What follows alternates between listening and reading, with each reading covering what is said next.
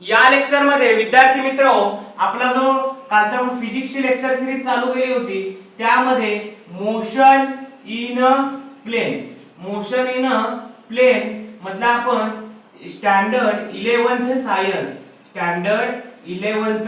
Science आणि subject आपला कुठला आहे तर सब्जेक्ट आपला फिजिक्स आहे। तर विद्यार्थी मित्र काल आपण दोन फॉर्म्युले बघितले होते। विद्यार्थी मित्र प्रत्येक लेक्चर आपण छोटं छोटं का करणार आहोत तर प्रत्येक विद्यार्थ्यापर्यंत ते पोहोचलं पाहिजे। आणि विद्यार्थी मित्र ग्रामीण भागातील विद्यार्थ्यांना याची अत्यंत गरज आहे। काही विद्यार्थी मी फ्री मध्ये शिकू शकत नाही। विद्यार्थी मित्र मी स्वतः ऑफलाईन क्लास चालवतो पण काही विद्यार्थ्यांची परिस्थिती नसल्यामुळे त्यांना त्या डायरेक्शनवर येता येत नाही। पण याच्यासाठी हे मी एक सामाजिक काम म्हणून मी करत आहे। तर प्रत्येकाने याचा आदरात्मक भूमिका ठेवून प्रत्येक विद्यार्थ्यापर्यंत तुम्ही शेअर करा। विद्यार्थी मित्र बघा की तिसरा जो आपला काय फॉर्म्युला आहे त्या तिसऱ्या फॉर्म्युलाचं नाव आहे एव्हरेज स्पीड। तिसऱ्या फॉर्म्युलाचं नाव काय एव्हरेज स्पीड। एव्हरेज स्पीडचा फॉर्म्युला काय तर total path covered. Average speed म्हणजे काय एव्हरेज स्पीडचा फॉर्म्युला आहे टोटल पाथ कव्हर्ड।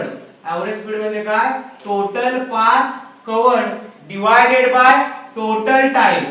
एव्हरेज स्पीडचा फॉर्म्युला काय total path covered divided by total time. बघा एव्हरेज स्पीड चा फॉर्म्युला काय total path covered divided by total time.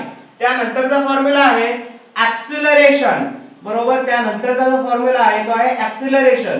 Acceleration म्हणजे काय चेंज इन व्हेलॉसिटी। ऍक्सिलरेशन म्हणजे काय change in velocity divided by काय होतं विद्यार्थी मित्रांनो टाइम। ऍक्सिलरेशनचा फॉर्म्युला काय change in velocity divided by time. त्यानंतर नेक्स्ट फॉर्म्युला जो आहे तो काय आहे एव्हरेज ऍक्सिलरेशन बरोबर आहे।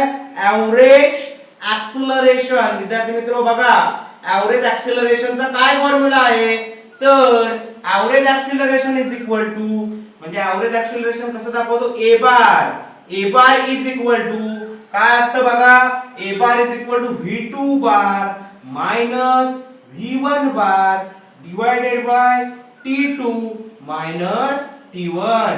बघा विद्यार्थी मित्र तीन फॉर्म्युले डिस्कस केले मी। कुठला गेला average speed is equal to total path covered divided by total time.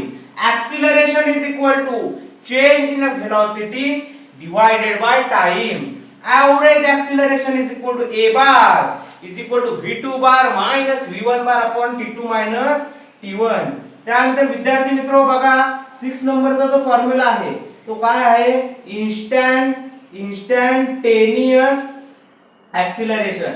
Instantaneous acceleration हा आपण काय करणार आहोत इंस्टंटेनियस एक्सीलरेशन म्हणजे काय तर instantaneous acceleration a bar is equal to काय दाखवतो limit delta t tends to 0 इथं काय होणार delta v bar upon delta t हे तुमचं काय होणार सूत्र होणार। मग a इज इक्वल टू काय होणार आहे a is equal to dv bar upon dt हा तुमचा काय होणार आहे फॉर्म्युला होणार आहे। इथपर्यंत विद्यार्थी मित्रांनो तुम्हाला सगळं कळलं। तर विद्यार्थी मित्रांनो या लेक्चर मध्ये मी इथेच थांबतो। या लेक्चर मध्ये मी average speed acceleration average acceleration instantaneous acceleration हे फॉर्म्युले घेतलेले आहेत। इथून पुढील लेक्चर मध्ये मी याच्या पुढचा भाग आहे तो कव्हर करणार आहे। धन्यवाद।